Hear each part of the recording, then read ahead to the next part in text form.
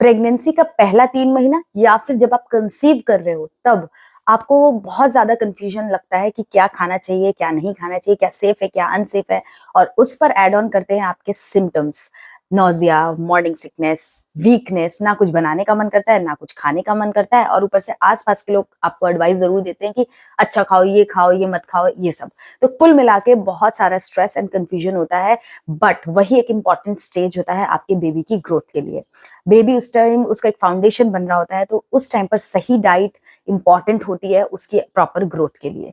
तो बहुत कंफ्यूजन अगर आपको भी होता है कि क्या खाना है, क्या नहीं खाना है, कैसे रहना है, तो ये वीडियो आपके लिए है। Hello everyone, welcome back to my channel और मैं हूं निधि। आप प्रेगनेंसी कंसीव करने की प्लानिंग कर रहे हैं या कंसीव कर चुके हैं, मुझे कमेंट में जरूर बताइएगा। और अगर आप ये वीडियो देखने में इंटरेस्टेड हैं जहां पर मैं आपके साथ में शेयर करूंगी कंप्लीट गाइड ऑन डाइट, पूरे टिप्स की क्या करना चाहिए, क्या नहीं करना चाहिए in your first trimester of pregnancy, तो ये वीडियो को जल्दी से लाइक कर दीजिए, चैनल को सब्सक्राइब करके बेल आइकन प्रेस करना बिल्कुल ना भूलें। चलिए बिना किसी देरी के let's get started. First trimester आपके बेबी के जो पूरा बॉडी की ग्रोथ है, डेवलपमेंट है, उसके लिए एकदम फाउंडेशन पीरियड होता है। इस टाइम आपके बेबी के सारे इंपॉर्टेंट ऑर्गन्स जो होते हैं वो बन रहे होते हैं, लाइक स्पाइनल कॉर्ड है, ब्रेन, हार्ट, ये सब चीजें बन रही होती है। तो इसलिए आपको न्यूट्रिशन की बहुत ज्यादा इंपॉर्टेंस होती है इस टाइम पर। आप अच्छा न्यूट्रिशन लेंगे, सारे न्यूट्रिएंट्स आपकी बॉडी में जाएंगे तो बेबी की हर ऑर्गन्स अच्छे से ग्रो होगा। बेबी एक बहुत ही अच्छे से उसकी ग्रोथ हो पाएगी, उसके सारे ऑर्गन्स अच्छे से बन पाएंगे और वो एक हेल्दी बेबी बन पाएगा। तो इसीलिए बहुत इंपॉर्टेंट है कि आप सही चीजें खाएं और गलत चीजें उस टाइम पर अवॉइड करें। तो आज के वीडियो में हम इसी को पूरे डिटेल में समझेंगे कि क्या खाना है और क्या नहीं खाना है। दोनों ही चीजें बहुत इंपॉर्टेंट है। तो आप जल्दी से इस वीडियो को सेव कर लीजिए, डाउनलोड कर लीजिए, लाइक कर दीजिए, सो दैट कि फ्यूचर में जब भी आपको कंफ्यूजन हो तो आप इस वीडियो को वापस से आकर के चेक कर सकते हैं। तो चलिए सबसे पहले समझते हैं कि क्या चीजें हैं जिनको आपको जरूर से इंक्लूड करना चाहिए। तो सबसे पहली चीज जो आती है वो है फॉलिक एसिड, जो कि बहुत इंपॉर्टेंट है।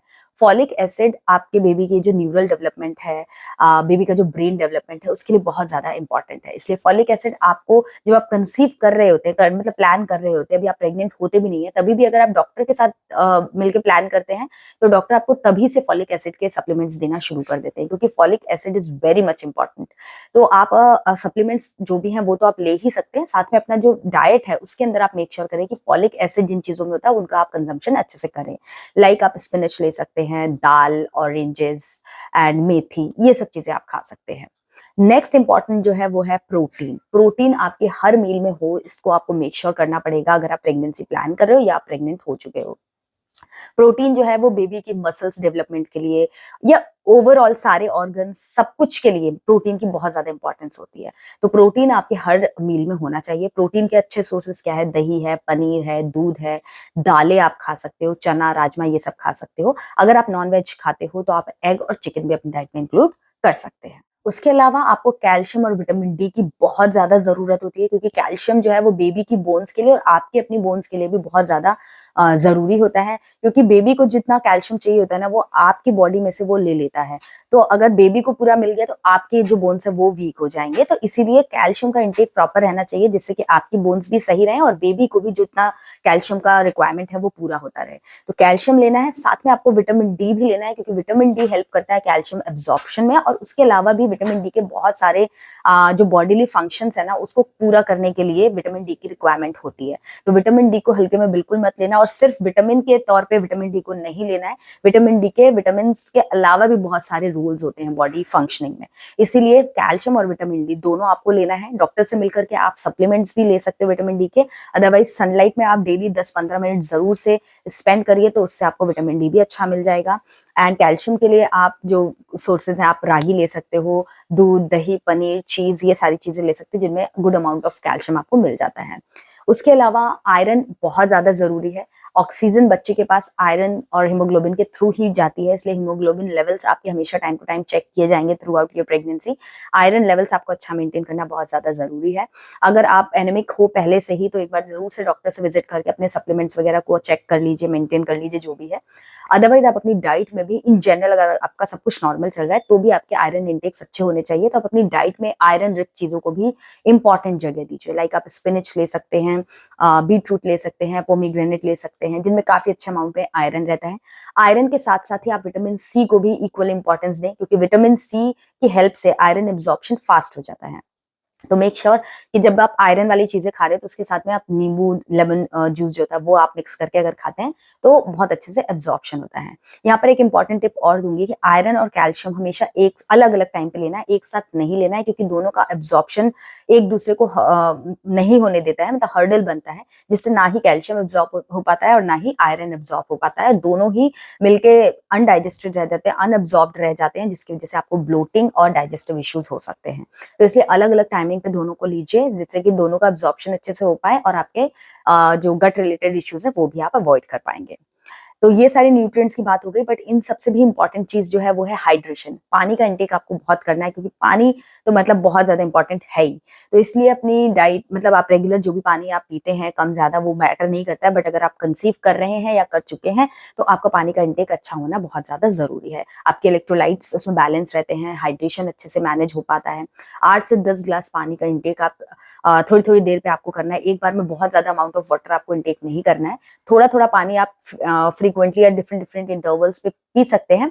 और सिप बाय सिप करके अगर आप पानी पीते हैं तो पानी अच्छे से बॉडी में अब्सॉर्ब होता है, जो उसका काम है वो अच्छे से कर पाता है। एकदम से आपको बहुत ज्यादा पानी नहीं पीना है। तो ये चीजों का आपको ध्यान रखना है। पानी का मीन्स सिर्फ पानी पीना नहीं है, आप लेमन वाटर पी सकते हो, कोकोनट वाटर पी सकते हो, बट पैक्ड जूसेस और ये सब आपको नहीं पीना है। तो ये चीजें जो मैंने आपको बताई ये आपको अपनी डाइट में इंक्लूड कर देना है उसी वक्त से जिस वक्त आप ये सोचते हैं कि आपको प्रेगनेंसी प्लान करना है। तो अब ये तो जान लिया कि क्या खाना चाहिए, बट क्या नहीं खाना चाहिए, किन चीजों को एक्सट्रीमली अवॉइड करना चाहिए, वो भी मैं आपको बता देती हूँ।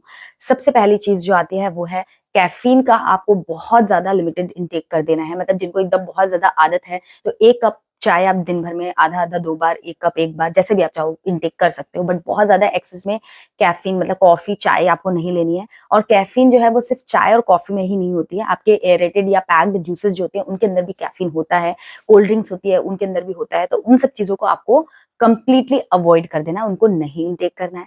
दूसरा, आपको जो अनराइप्ड पपाया होता है, कच्चा पपीता, या फिर पाइनएप्पल होता है, इनको भी आपको अवॉइड करना है, क्योंकि इनके अंदर कुछ ऐसे सब्सटेंसेस होते हैं जो कि आपके जो यूट्रस है उनमें कॉन्ट्रैक्शंस ट्रिगर कर सकते हैं, जिससे मिसकैरेज होने का चांसेस रहता है।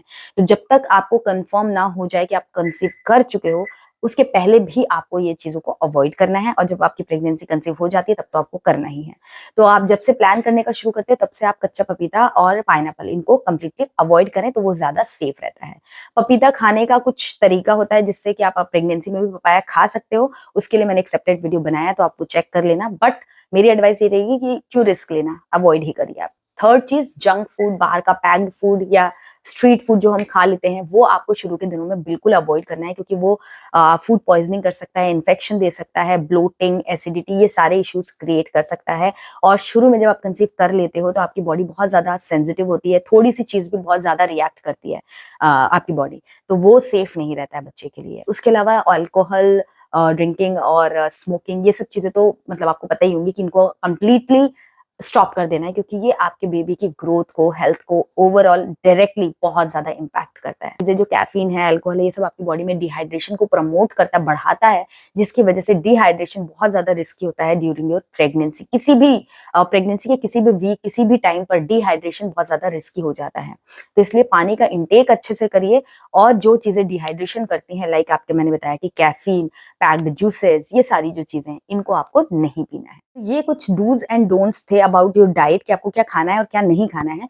बट एट द एंड सबकी प्रेगनेंसी और सबकी बॉडी एकदम डिफरेंट रहती है। आपको परफेक्ट डाइट लेने का कोई स्ट्रेस नहीं लेना है इनिशियली कि ये बहुत जरूरी है, वो बहुत जरूरी नहीं है, ऐसा नहीं हुआ तो कुछ प्रॉब्लम हो जाएगी, नहीं। लेकिन जो चीजें अवॉइड करने के लिए कही गई है उनको आप अवॉइड करने की कोशिश करें, और जो चीजें खाने के लिए कही गई है उनको खाने की कोशिश करें।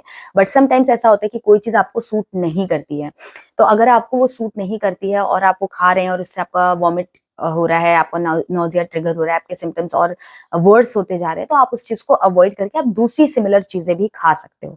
तो आपको अपनी बॉडी के प्रति थोड़ा काइंड भी रहना है और अलर्ट रहना है, अटेंटिव रहना है। कुछ भी प्रॉब्लम होती है डॉक्टर से डिस्कस कीजिए, जो हार्मफुल चीजें उनको अवॉइड कीजिए, जो अच्छी चीजें हैं उनमें से जो जो आप कंज्यूम कर सकते हो वो आपको कंज्यूम करना है। तो इसीलिए कॉन्फिडेंट रहिए, पॉजिटिव रहिए और अलर्ट रहिए, चीजों को समझिए, अवेयर रहिए, ठीक है। आई होप ये वीडियो आपके लिए हेल्पफुल रहेगा। अगर आपको और कुछ डाउट है, कोई सजेशन चाहिए, या फिर अगर आपको फर्स्ट ट्राइमेस्टर के लिए डाइट प्लान चाहिए, तो आप मुझे कमेंट पे डाइट प्लान लिखिएगा, तो मैं नेक्स्ट वीडियो में डाइट प्लान आप लोगों के साथ में शेयर कर दूंगी। ये वीडियो अगर आपको हेल्पफुल लगा, पसंद आया, तो इस वीडियो को लाइक करें, हमारे चैनल को सब्सक्राइब करके बेल आइकन प्रेस करना ना भूलें, और इंस्टाग्राम पर भी हमें फॉलो कर लीजिए। मिलूंगी आपसे एक नए वीडियो में, तब तक के लिए बाय एंड टेक केयर।